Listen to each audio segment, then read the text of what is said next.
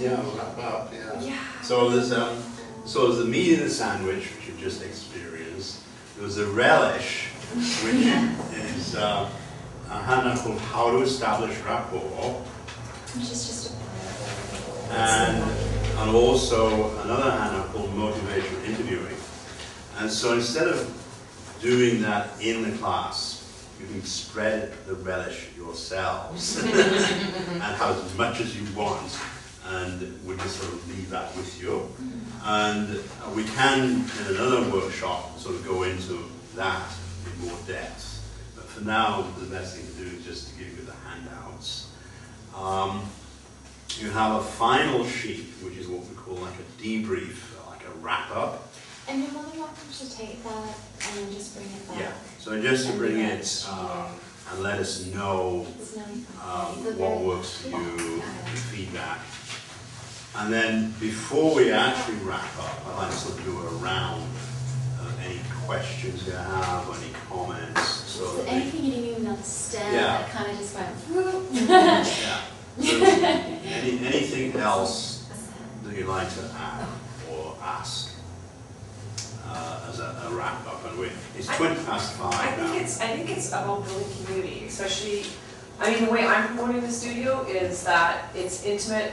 It is a real yoga studio. There's no blood on the floor from the last martial artist that went down. It's like, like I'm giving, like, I'm selling the space. I'm selling the peacefulness of it. Because I work with a lot of people that are highly stressed out, and they have lots of diseases and stuff, right, going on. And it's like, I'm selling the space, not even the teacher so much, or not even Yatra Yoga. It's just what yoga is. It's a refuge.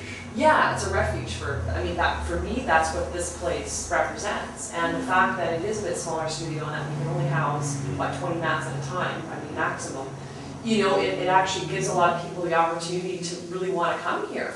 Because that's the number one thing I get from a lot of people, like, oh, I can't go to those big studios and be falling all over the place and be embarrassed. I'm like, well, you know what, my class sizes are between 1 and 5 people.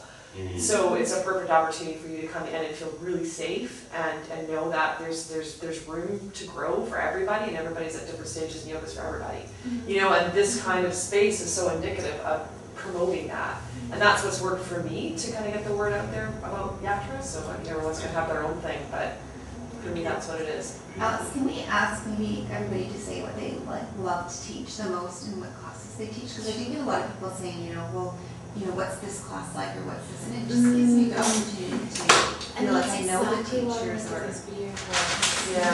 That's exactly, because I get it, because how else do they know, oh, I want to do Lisa's class, because I know she's going to do a super gentle flow, or you know what I mean? I want to improve my whole swing. You're welcome to come to classes here. You're welcome to practice any classes you want, as often as you want, for free. And that's a good idea as well, to support each other and to see how each other teaches. I haven't even seen you guys teach. I haven't been in any of your classes yet, so I'm probably going to be the first person to be popping up in everyone's classes. Because I think that's probably a key. Adding that to the list. Yeah. What do you love to teach the most? Beautiful question. Yeah. Thank you. Yeah, well, do you want to do that now? Do you want to create like... If you know the answer. Yeah, I mean, I think it's pretty... What do you love to teach the most? Definitely Vinyasa flow. Yeah. It's what I love to teach the most. And restorative, I like now. It's kind of just so, I don't know, you do kind of float. Oh yeah. Float out of here, so yeah, it's really nice. But for me, I really do love to move with the breath and flow through the class. I love my class of beginner's yoga just because I'm kind of a beginner teacher, and so I love working with that energy, because I can very clearly remember what it's like to be a beginner, because it wasn't that long ago. So I love creating like that safe space for the newbies. Yeah, so they're sort of really coming in and they're sort of trying and committing to the first time. Yeah. Thank you. I'm teaching hot and I'm getting into restorative, and again, I never thought in a million years. So I was like, I'm gonna be a power yoga teacher, man. And it's like, power yoga is like the least favorite out of all the ones that I do now. It's like, I do like we call it half a hot. So it's You know, it's not like the Bikram sequence I studied at Y-Yoga for my hot training.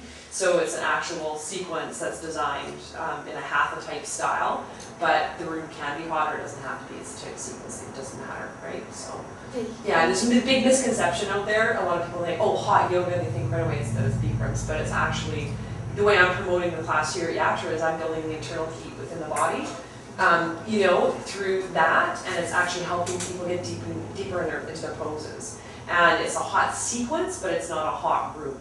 So that's what I'm kind of telling people. So if you know of anybody that wants to actually try hot, that would be the ideal situation for you to come here, because yeah. And the class sizes are small. Yeah. Right now I'm just teaching hatha, gentle hatha on Fridays, which is great. But my passion actually lies in restorative, which I haven't actually done my training for yet, but I have signed up to do it in April and May. And then yin will be right after that, and yeah, that's literally from the first class I ever did in restorative, I was like, this is it, this is what I need to be, this is what I need to teach, this is like, I'm going to make my whole life restorative yoga. So I'm just excited for that, but yeah, in the meantime it's happening, it's great, and I have the same sort of feeling as you with the like beginner teacher, beginners coming into the class, all that kind of stuff. Okay.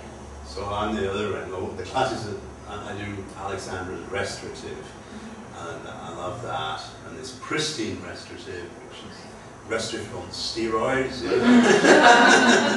And then I'd like to do yin. I did one yin class, and I wanted to shriek and bawl, and I discovered that it wasn't probably the best thing to do. But I like to actually have to do yin in a space where I can sort of just let it all out. The other thing that arises for me is